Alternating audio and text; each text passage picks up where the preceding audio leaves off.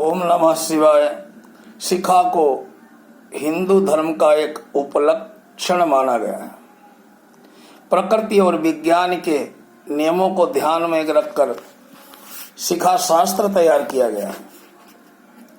मनु ने लिखा है कि संस्कार यानी चूड़ा कर्म करने से सबको कहा है, चूड़ा कर्म जाति नाम सर्वेशामेव धर्मतः। शिखा कितनी भी ही बड़ी हो, इस संबंध में शास्त्र का वचन है कि उसका आकार गोखुर के बराबर होनी चाहिए। शिखा का मर्म समझने के लिए हमें सर्वप्रथम मस्तक की संरचना को समझना पड़ेगा। मस्तक के दो भाग होते हैं जो आपस में जुड़े होते हैं। शरीर के अंतर्गत इड़ा, पिंगला और सुषुम्ना नाड़ी में से सुषुम्ना नाड़ी मस्तक के दोनों कपालों के मध्य में ऊर्ध्व दिशा की ओर जाती है, ऊपर की ओर जाती है। मानव उत्क्रांति का सर्वोच्च पड़ाव आत्म साक्षात्कार है। वो आत्म साक्षात्कार सुषुम्ना के माध्यम से होता है। सुषुम्ना नाड़ी अपान मार्ग से होती हुई मस्तक द्वारा ब्रह्मरंध्र में लीन हो जाती है। ब्रह्मरंध्र ज्ञान, क्रिया और इच्छा, इस तीनों चीजों का संगम है।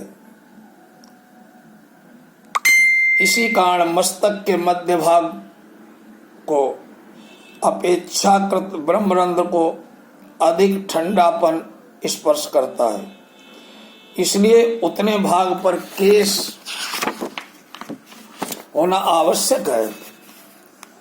बाहर ठंडी हवा होने पर भी यही केश ब्रह्मरंध्र में पर्याप्त रूप से उष्णता बनाए रखते हैं। यजुर्वेद में लिखा गया है कि शिखा को ब्रह्म योनि कहा है। यजुर्वेद में कर्म, ज्ञान और इच्छा प्रवर्तक ऊर्जा ब्रह्मरंध्र के माध्यम से ही इंद्रियों को प्राप्त होती है। दूसरे शब्दों में शिखा मनुष्य का एंटीना है। जिस प्रकार दूरदर्शन आकाशवाणी की अपेक्षाकृत तरंगों को पकड़ने के लिए एंटीना का प्रयोग किया जाता है, उसी प्रकार ब्रह्मांडीय ऊर्जा प्राप्त करने के लिए शिखा का प्रयोग होता है। अन्य मर्म स्थानों की अपेक्षा ब्रह्मरंध्र अति महत्वपूर्ण और कोमल है। इसी कारण शिखा की योजना इस स्थान पर हुई है। इसे अंग्रेजी में पिनियल ग्लैंड कहा जाता है। इस ग्रंथि का सही स्थान ब्रह्मरंध्र के पास है। यह ग्रंथि इतनी आधिकातिक संवेदनशील होती है कि मानव का विकास उतना ही अधिक होता है। मंत्र पुरस्चरण या धार्मिक अनुष्ठान करते समय शिखा में गांठ बांधनी चाहिए। इसका कारण है कि गांठ मारने से मंत्र स्पंदनों द्वारा उत्पन्न होने वाली ऊर्जा शरीर में एकत्रित होती है। शिखा के माध्यम से उसका बहिर्गमन होना प्रशस्त नहीं है। अतिरिक्त ऊर्जा होने पर संक्रामक आसन से वो अपने आप निकल जाती है।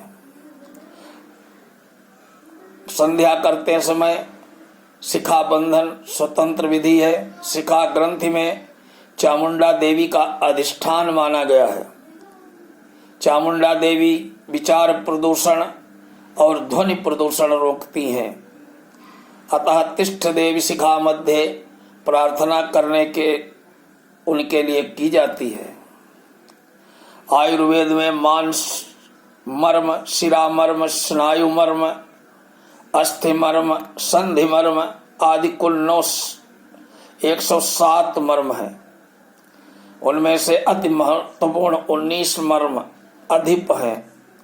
अधिपों की रक्षा के लिए यहाँ अधिक केश रहता है। ब्रह्मरंध्र मर्म सम्राट है, इस कारण वहाँ अधिक केश पाए जाते हैं। इस तरह शिखा रखना आरोग्य, आध्यात्मिक प्रगति के लिए अत्यंत हितकारी माना गया है। ओम नमः शिवाय।